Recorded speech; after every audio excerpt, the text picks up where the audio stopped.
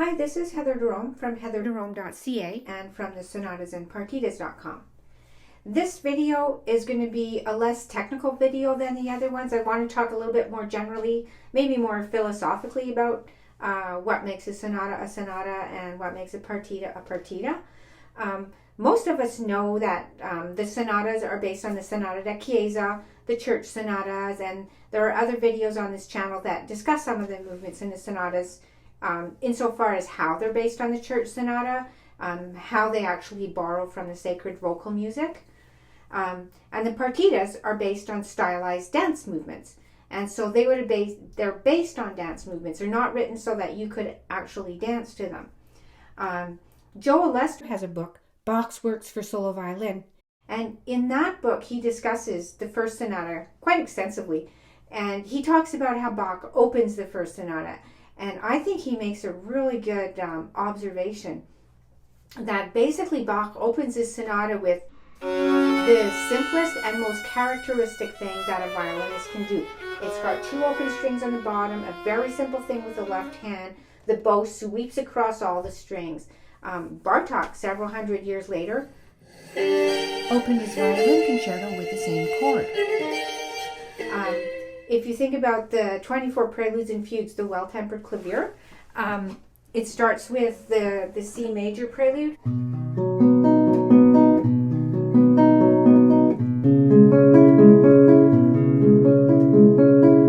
And again, on the keyboard, that prelude is right in the middle of the keyboard. It starts on middle C, and you play a note, skip a note, play a note, skip a note. It's pretty much the most simple thing you can do. It's all within one octave. It's like the keyboard saying, "Hi, I'm a keyboard. This is what I can do. It only gets better from here." And or for example, if a flamenco person wanted to write a set of sonatas and partitas, well, he or she might start it off with rasguiato on an E chord, and then they might move it up one fret and move it back down, and that would be the guitar's signature gesture. So this is how Bach opens the first sonata and the whole book. So how does Bach open the first partita and the idea of these are partitas? Well, they go out of the church and into the courts, into the palaces with the dukes and princes, and we have an Allemanda. Well, what is an Allemanda? Well, an Allemande is a very stylized dance, actually, because in Bach's day, the Allemands weren't danced at all. There are no surviving choreographies of them. There are no written accounts of people having seen them, no letters to friends describing them.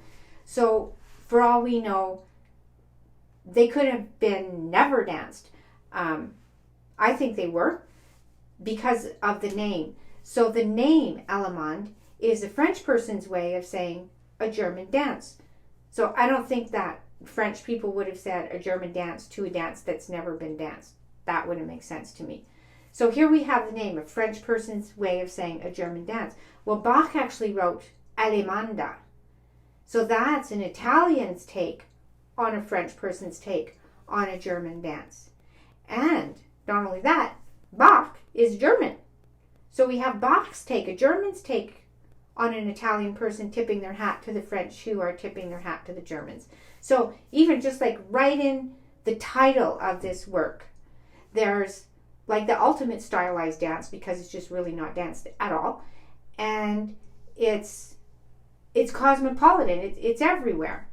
And this is what this courtly life was with these dukes and princes. They were always visiting each other. They were entertaining each other. They were trying to impress each other.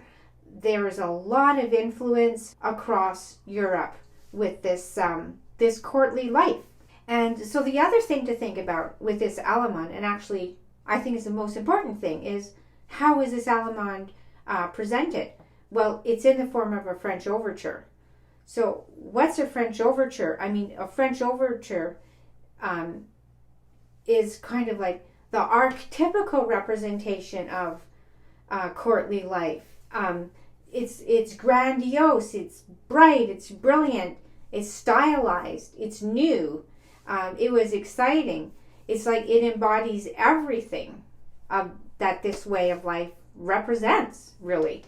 And not only that, but the French overture was actually invented by Lully, who was an Italian living in France. So this whole kettle of fish, in a way, is all included in this first dance of the Partitas. Now, I was actually at a lecture once. Jonathan Leithwood was talking about the chaconne, and one of the attendees at the lecture asked him, well, do you think Bach knew he was doing all that? And Jonathan said, well, there's only one way you can answer that question, and that's yes and no. And I thought that was great, because it's true. I mean, Bach was a genius. He obviously knew what he was doing. But like any kind of creative genius, there's so much of it that's just intuitive. So much of it is just like the spark of creativity pulling you forward.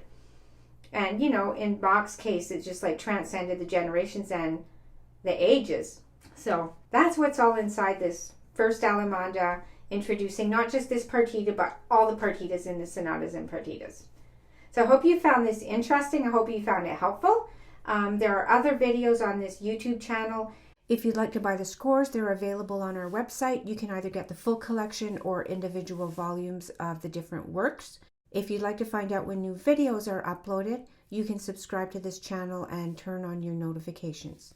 And as always, go check out our website. Let us know what you think at sonatasandpartitas.com.